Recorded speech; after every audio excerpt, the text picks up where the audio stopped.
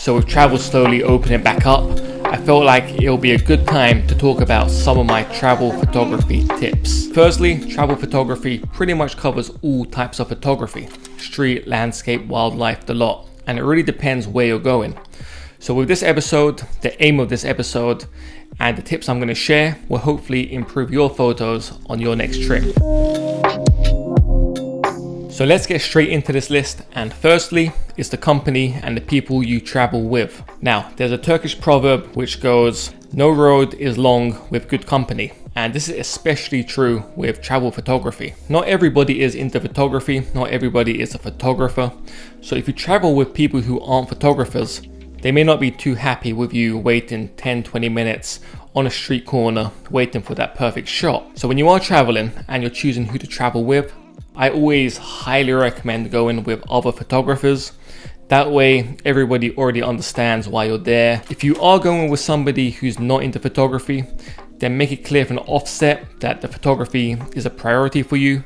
And secondly, you're probably going to need some spare time alone to go out and capture those photos you want to capture. Finally, you can opt to travel alone.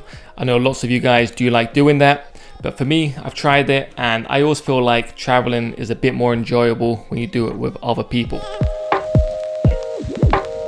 Next up is the pack and travel light. Now, every single gram around your neck or every single gram in your backpack makes a big difference when you're spending the entire day walking around taking photos. Usually when traveling, I look to make the most of my time when I'm in that given location. So I kind of start early morning and I spend the entire day, entire night shooting. Obviously, this really does depend on the trip you're going on. If you're going to be hiking up some mountains somewhere, then obviously you're going to need some heavier gear with you and a backpack and a tripod and all that kind of stuff. But the main thing here is to just be a lot more efficient with what you pack. What I like to do is, after each trip, I make a note of what I brought and didn't use, and then I don't bring that on my next trip. And that way, I'm just a little bit more efficient with every single trip I go on. So next up is about finding the right location to shoot and planning out your trip. Now, finding the right locations, the most interesting locations, is going to have the biggest impact on improving as a travel photographer. And in my experience, that requires planning. So when it comes to planning trips out, this one's going to split opinion, because I know a lot of you guys like to go to cities and just spontaneously walk around and find things. But from my experience, I found that if you're going to be in a location or in a new country for more than a week, it probably is best to plan the trip out. Because when you plan the trip out, you already know where you're going to be. You already got the tickets ready for the landmarks and the exhibitions you're going to see, and you already know what kind of day trips you're going to be going on. And that way you can be fully focused on the photography and not worrying about planning the trip as you go and worrying about what you're going to be doing the next day. So before traveling into a location, I start by doing a Google search. I find all the guides from the area. I read through those, look at the photos. I go through Google Images and see what kind of shots have been taken there. And then I also go on Instagram and you can search for locations. And again, you can kind of search through what kind of photos are being taken there. So use your research to find the interesting locations, find the interesting spots and the kind of photography going on there, but don't use it to the point where you're going to start mimicking other people's photography.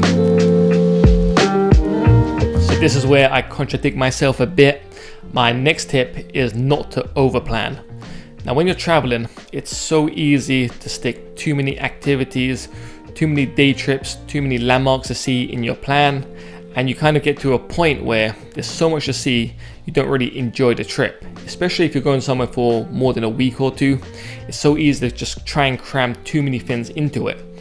The first time I went to Japan, I was there for about a month, and every single day of that month I had an activity planned, a day trip somewhere, and by the end of it I was completely exhausted, and probably about 3/4 of the way through I kind of stopped enjoying taking the photos and the whole trip. So what I like to do now is when I travel, I set a few days off. So I'll have 2 days of activities, the 1 day to chill, or 1 day on, 1 day off, depending on how long the trip is.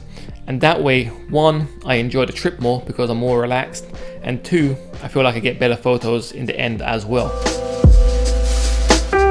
So next up is to make sure you bring enough SD cards and hard drives with you. You'll be really surprised how quickly you fill up your SD cards when you're shooting in new places and new locations. So be sure to bring a couple extra SD cards with you.